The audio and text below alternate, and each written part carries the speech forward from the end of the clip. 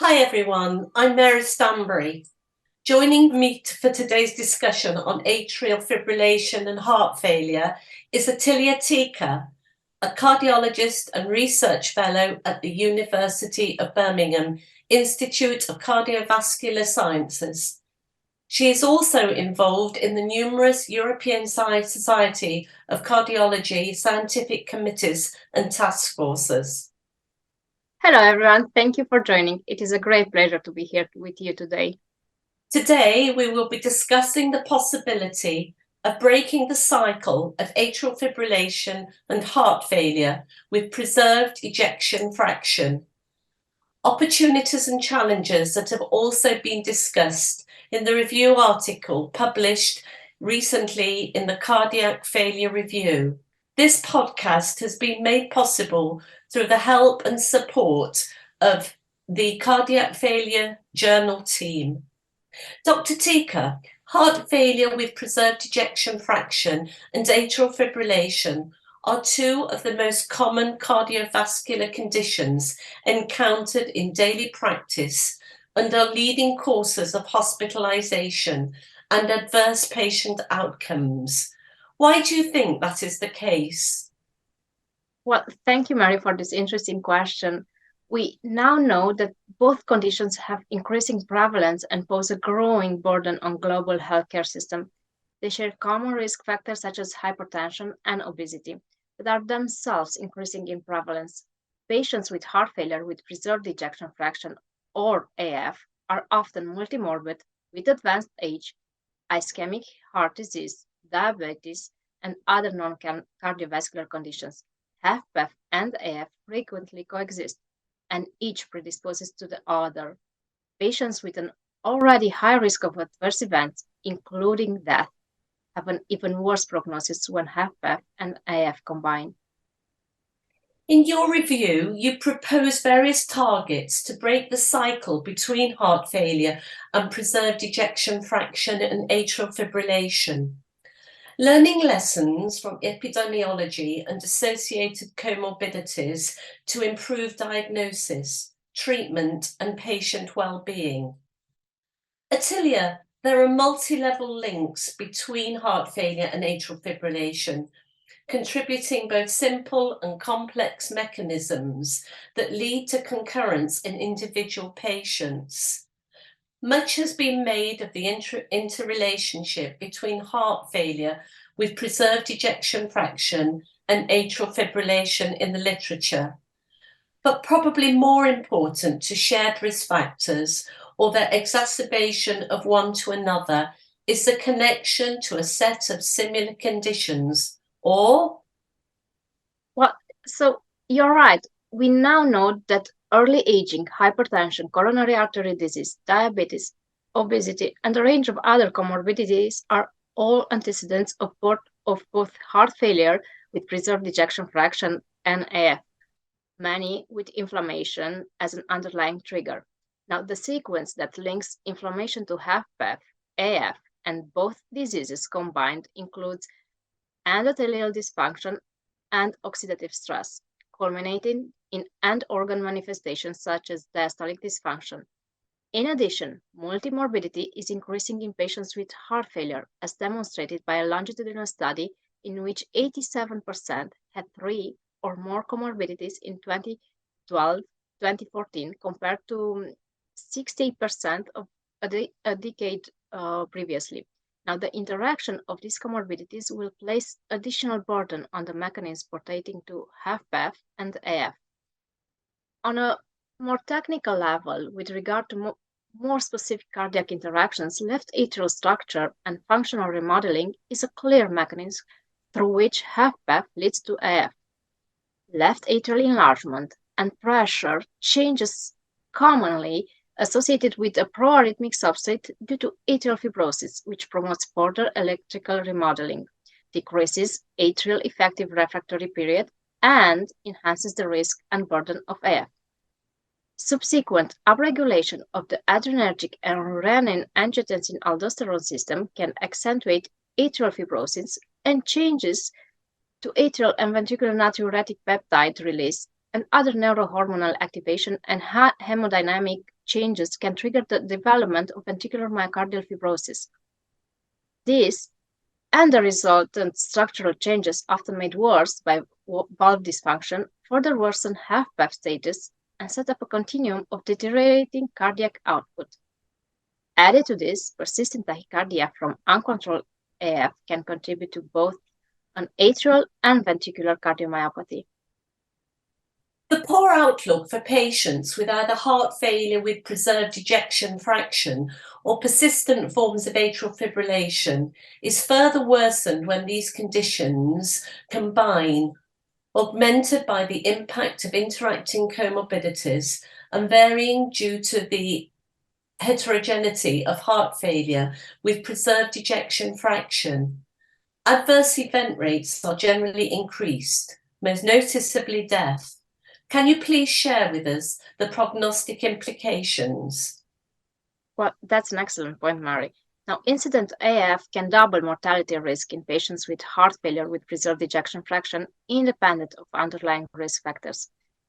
Extrapolating from the published sources, the average absolute mortality rates are approximately 20% at 2 years in patients with combined heart failure with preserved ejection fractions and AF, increasing to around 45% at 4 years. Now, in a meta-analysis of 45,000 patients, the increase in mortality was higher when heart failure with reduced ejection fraction was combined with AF. However, there was no significant difference between heart failure with reduced ejection fraction and AF and heart failure with preserved ejection fraction and AF in the rates of hospitalization due to heart failure or incident stroke. Patients with heart failure and atrial fibrillation have poor quality of life, substantially worse across most domains than other long-standing illnesses, with a negative trajectory over time and more patients deteriorating than improving.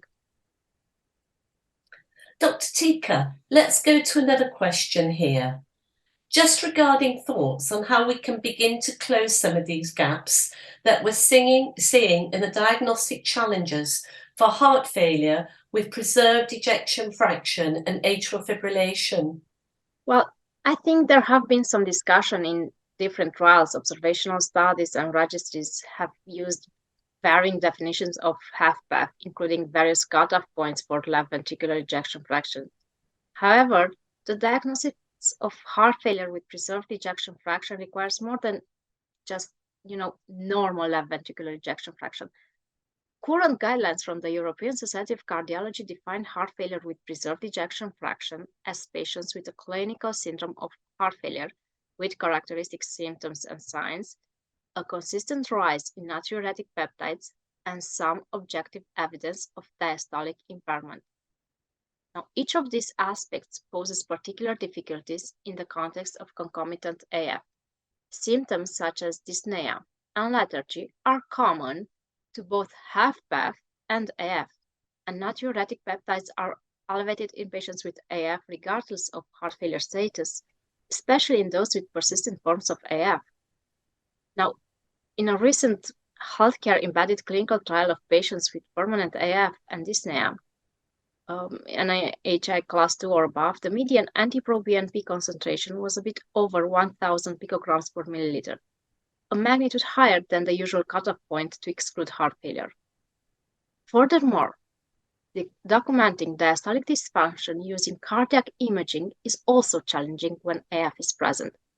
And there is very limited information about what measurements and what value should be used in these patients. The current guidelines suggested practice of averaging multiple sequential beats in AF to obtain a reasonable mean is not based on scientific principle. To be a bit more specific, or a bit more technical if you wish, the variation between beats for the measurements of E to E prime filling pressure is over 40% in AF, meaning that reproducibility is so low that we should question the value of such measurements. In contrast, the index beat approach selects appropriate cardiac cycles for measurements, thereby addressing beat-to-beat variation in AF.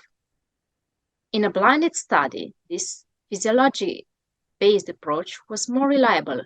Coefficients of variation reduced to 25% for E to E prime, and more efficient in terms of echocardiographer time.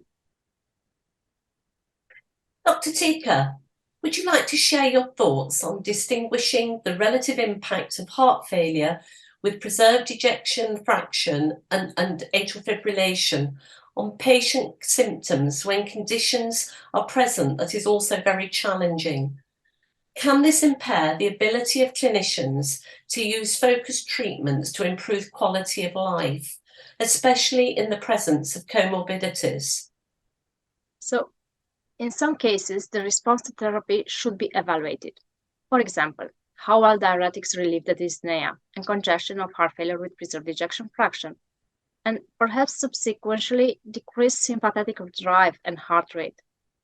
Conversely, and where feasibly, it may be useful to perform electrical or pharmacological cardioversion to assess the impact of AF rate on current heart failure symptoms, albeit that sinus rate may be short-lasting. Now, these approaches can help identify patients with heart failure with preserved ejection fraction and AF who may benefit from additional interventions, including advanced heart failure therapy and AF ablation. Assessment of health-related quality of life can be performed using various tools, including a generic assessment such as the EQ5D and 36-item short-form healthy survey, or disease-specific questionnaires such as atrial fibrillation effect on quality of life. For heart failure, lower scores with the Kansas City cardiomyopathy questionnaire have been associated with higher all-cause death and heart failure hospitalization in both heart failure with reduced ejection fraction and heart failure with preserved ejection fraction. So it seems like you're facing a treatment paradigm in patients with heart failure with preserved ejection fraction and atrial fibrillation. Do patients with both of these conditions require a different approach to management that encompasses the key elements of management for each condition, but also respects the interconnected nature of both and their combined effect on therapeutic efficacy? I'm glad you brought this up.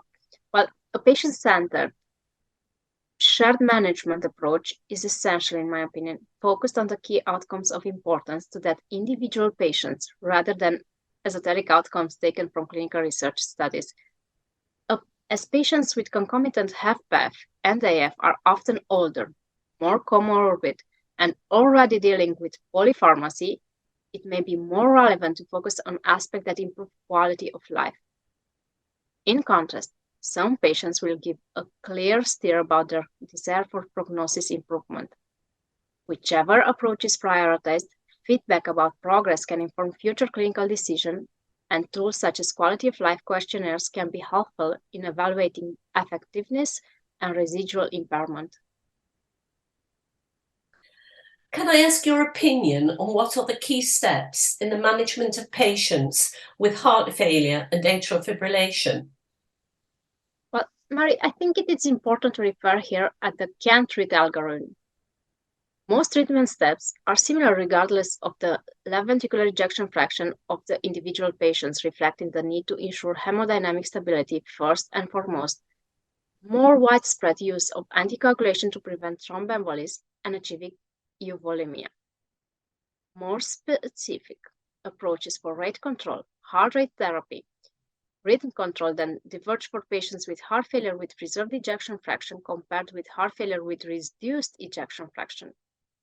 Now, the intermediate group, also known as heart failure with mildly reduced ejection fraction, should be treated as they have had heart failure with reduced ejection fraction due to consistent evidence that they benefit from heart failure with reduced ejection fraction treatments. An often neglected component of the care of patients with heart failure and AF is to carefully and systematically address comorbidities, not just hypertension and myocardial ischemia, but also non-cardiovascular diseases. This requires an integrated approach to achieve the best outcomes, not only between heart failure and AF clinical teams, but also the spectrum of healthcare professionals. Finally, to achieve the best outcomes, the conventional sequential management approach should be discontinued. Relevant components of the treatment algorithm can be started in parallel. For example, starting new therapies with waiting to fully uptitrate prior drugs. Such an approach has already been advocated for heart failure with reduced ejection fraction. And also, I think it is very important to remember that anticoagulation is one of the only therapeutic approaches in AF with clear and proven ability to improve prognosis. Although there are no specific trials in heart failure with preserved ejection fraction, post-hoc analysis of the 4 major trials of direct oral anticoagulants showed similar efficacy in those with heart failure. Compared with warfarin, direct oral anticoagulants reduce the risk of stroke and systemic embolism in heart failure patients by 40%, with a 24% lower risk of major bleeding. Therefore, except in the case of patients with severe mitral stenosis, mechanical valve prosthesis, or end-stage renal dysfunction, direct oral anticoagulants are the first-line approach for the prevention of thromboembolism in heart failure with preserved ejection fraction and AF. The place of percutaneous left atrial appendage closure is unclear due to the lack of trials against direct oral anticoagulants therapy. Current guidelines indicate the use of percutaneous left atrial appendage closure only in cases with an absolute contraindication for direct oral anticoagulant therapy, for example, intracranial bleed without a reversible cause. Where available, thoracoscopic left atrial appendage clipping is also an option in these patient groups. Dr. Tika, I'd like to ask you for your take-home message for our listeners. Well, I'd say that heart failure with preserved ejection fraction and AF are increasingly prevalent and, when combined, lead to a substantial increase in mortality and poor quality of life. The diagnosis is challenging, and conventional therapy is often unable to improve clinical endpoints. A paradigm shift is needed in clinical management that considers the joint effects of both conditions in order to adequately treat patients. And maybe the most important, this approach should be personalized. Use non-sequential treatment prescription targeted to both HFpEF and AF components, and integrate attention on underlying comorbidities to prevent progression.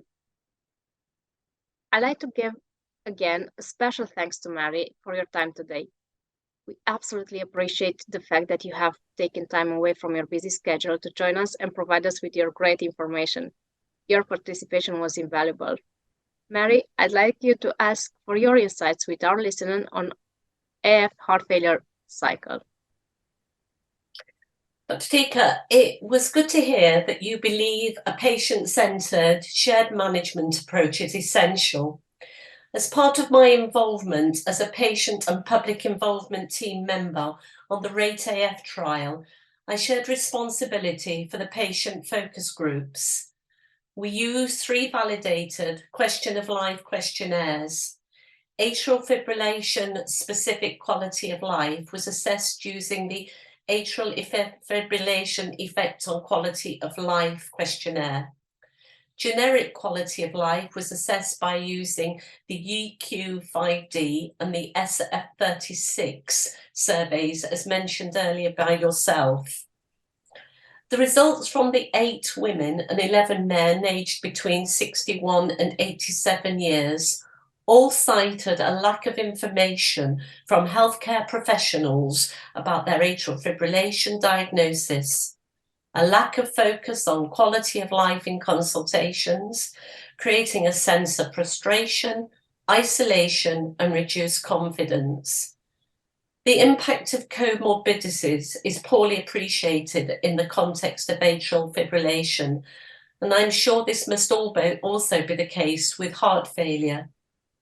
The RATE-AF trial concluded that assessing and measuring improvement in quality of life and symptoms is fundamental to better management of patients with permanent atrial fibrillation who suffer from substantial reduction in their physical well-being. And as with comorbidities, I believe this must also be the case for heart failure patients. This is just impressive, Mary. Thank you for sharing this with us and for opening up. So thanks for listening, everyone. Goodbye.